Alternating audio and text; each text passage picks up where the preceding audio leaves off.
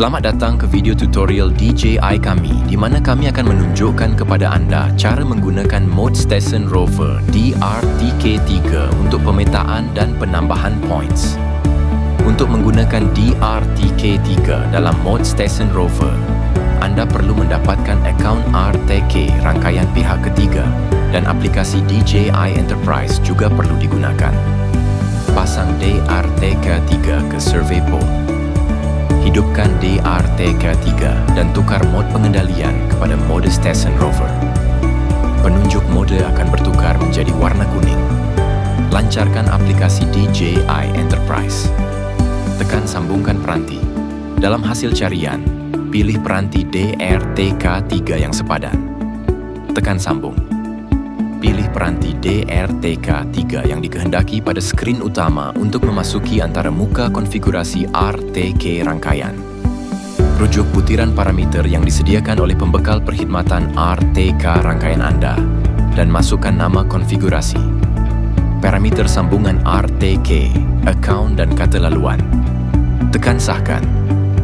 Untuk mendapatkan data RTK daripada pembekal rangkaian, aplikasi ini secara automatik menyimpan konfigurasi semasa dan memasuki antara muka peranti.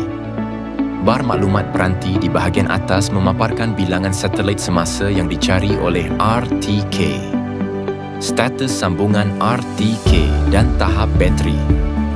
Tekan untuk memasuki halaman maklumat peranti yang menunjukkan nombor siri peranti dan versi perisian tegar. Anda boleh memutuskan sambungan daripada peranti dan mengkonfigurasi semula rangkaian perkhidmatan RTK yang diperlukan untuk stesen pangkalan. Tugasan. Tekan buat tugasan. Dalam tertingkap pop timbul, tetapkan nama tugas.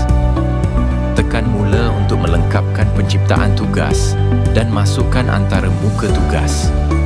Jika terdapat tugas sedia ada, anda boleh mengetik butang edit di sebelah kanan tugasan untuk memasuki antara muka tugas.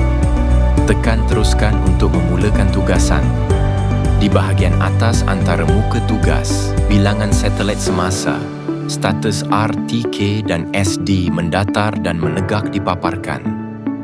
Antara muka peta menunjukkan lokasi stesen pangkalan semasa dan kedudukan titik yang telah ditambah. Antara muka maklumat titik memaparkan koordinat stesen berasaskan semasa, jenis titik, kiraan penumpuan dan ketinggian tiang.